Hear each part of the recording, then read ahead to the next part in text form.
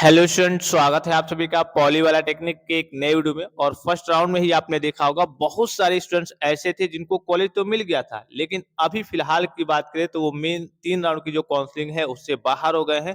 तो आपको क्या गलती नहीं करनी है, बहुत सारे बच्चों के पास जानकारी नहीं रहती है या फिर कहीं को उस पर ध्यान नहीं देते हैं।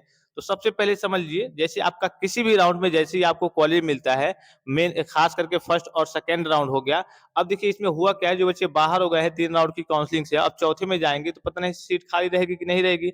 इसके अलावा उसमें आपके अदर स्टेट के भी बच्चे आएंगे, आपके बिहार के हो गए, झारखंड के हो गए, ठीक है, अदर स्टेट के बच्चे आएंगे।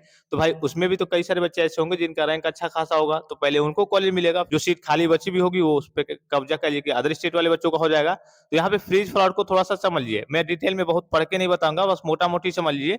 अगर आप किसी भी राउंड में काउंसलिंग कराते हैं, फर्स्ट में कराया आपने, ठीक है, अभी आपका कौन सा चल रहा है, सेकंड चल रहा है, ठीक है, सेकंड क्या है, मैं आपको एग्जांपल लेके बताता हूं।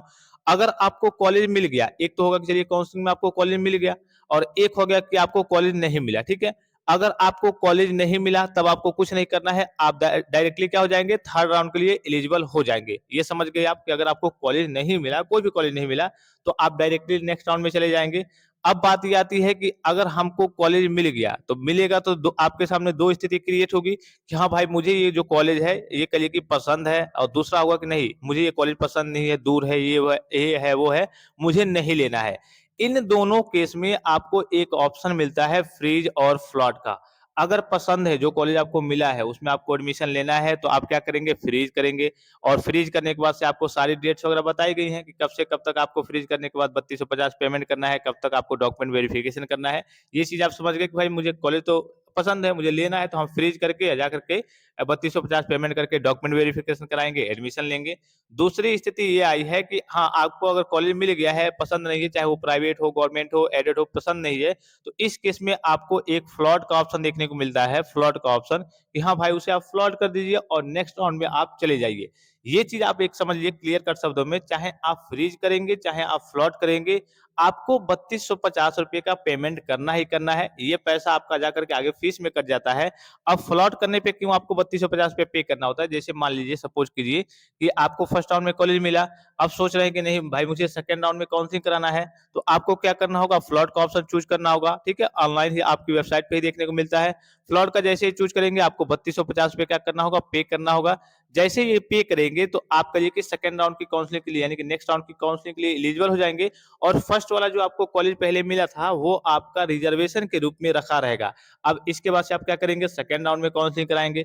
सेकंड राउंड में अगर आपको कॉलेज मिल गया तो ठीक है, वो आपको लेना है, फर्स्ट वाला ऑटोमेटिक कैंसिल हो जाएगा, वो आपको ले लेना है। अगर सेकंड में भी नहीं मिला तो आप थर्ड में जाएंगे। अगर मान लीजिए कि थर्ड में आपको कोई कॉलेज मिल गया तो वो वाला कॉलेज आपको लेना है, और फर्स्ट वाला ऑटोमेटिक आपका कैंसिल हो जाएगा। अगर सेकंड और थर्ड में भी नहीं मिलता है तो फर्स्ट वाला जो कॉलेज है वो आपका रिजर्वेशन के रूप में रखा हुआ है, उसमें आप जाकर के एडमिशन ले लीजिए, वो आपका कॉलेज कहीं नहीं जाने वाला है। तो चाहे आप फ्रीज करें चाहे आप फ्लॉट करें, आपको 3250 रुपया पेमेंट करना ही करना है। जो फ्रीज करेंगे उनको पेमेंट करने के बाद डॉक्यूमेंट वेरिफिकेशन कराना है, जो निश्चित डेट है उसी डेट में। उसके बाद से कॉलेज में जाकर के एक हफ्ते कल की 10-15 दिन का अंतराल में एडमिशन ले लेना है। जो बच्चे फ्लॉट करेंगे उनको भी 3250 रुपया पेमेंट करना है, और जब 3250 रुपये वो पेमेंट कर देंगे, उनको डॉक्यूमेंट वेरिफिकेशन नहीं कराना है, तभी वो नेक्स्ट राउंड के लिए एलिजिबल रहेंगे। इस बार की बात करें, फर्स्ट राउंड के बाद से ही बात करें, बहुत सारे स्टूडेंट्स ऐसे हैं, बहुत सारे बच्चों को मेरे पास कॉल आया कि सर हम फ्रीज फ्लॉट के बारे में जानते ही नहीं थे। सर हम जानते तो थे लेकिन 3250 हमने पेमेंट नहीं किया। अब देखिए छोटी सी लापरवाही, जाहिर सी बात है कि आपको फर्स्ट राउंड में कॉलेज मिला है, इसका मतलब कि आप ठीक ठाक स्टूडेंट हैं, आपका रैंक वगैरह अच्छा खासा आया था। अब इसमें ये आपकी ओर से एक गलती हो गई कि चलिए हमने फ्रीज नहीं किया, फ्लॉट नहीं किया, या फिर ये हो सकता है कि फ्रीज फ्लॉट तो कर दिया होगा, 3250 का पेमेंट नहीं किया होगा।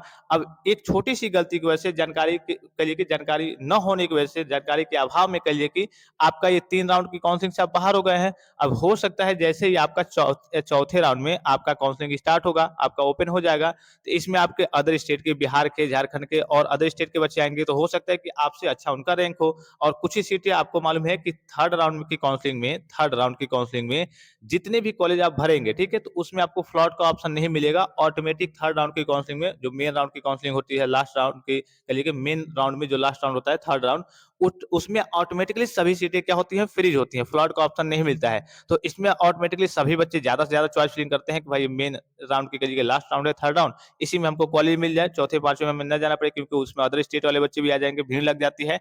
तो ये आपका रूल होता है कि हाँ, थर्ड राउंड की काउंसलिंग में ऑटोमेटिकली सभी कॉलेज जो भी आपको मिलेंगे वो ऑटोमेटिकली फ्रीज होंगे, उसको आपको लेना ही है, फ्लॉट का ऑप्शन आपको नहीं मिलेगा।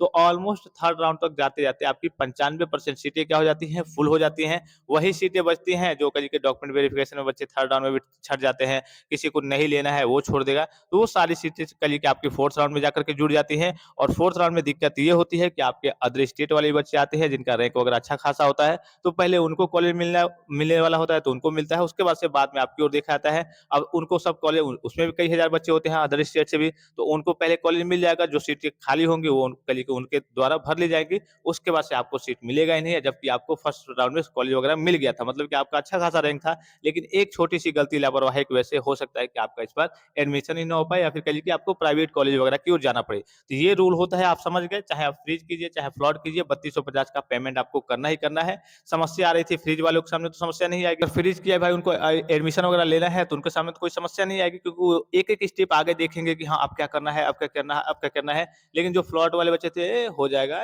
हो जाएगा, कोई दिक्कत नहीं है, अब यही चल के समस्या आ गई आगे कि हाँ भाई 3 राउंड की काउंसलिंग से वो बाहर हो गए। तो फ्लॉट वाले बच्चे ध्यान देंगे, अगर आपको फ्लॉट करना है तो आपको इस केस में 3250 का पेमेंट करना होगा, तभी आप नेक्स्ट राउंड की काउंसलिंग के लिए एलिजिबल रहेंगे। आपको डॉक्यूमेंट वेरिफिकेशन अभी नहीं कराना है। आपको डॉक्यूमेंट वेरिफिकेशन कब कराना होगा, जब किसी भी राउंड में कॉलेज मिलता है, उस राउंड में जाकर के आपको डॉक्यूमेंट वेरिफिकेशन उस डेट में कराना है।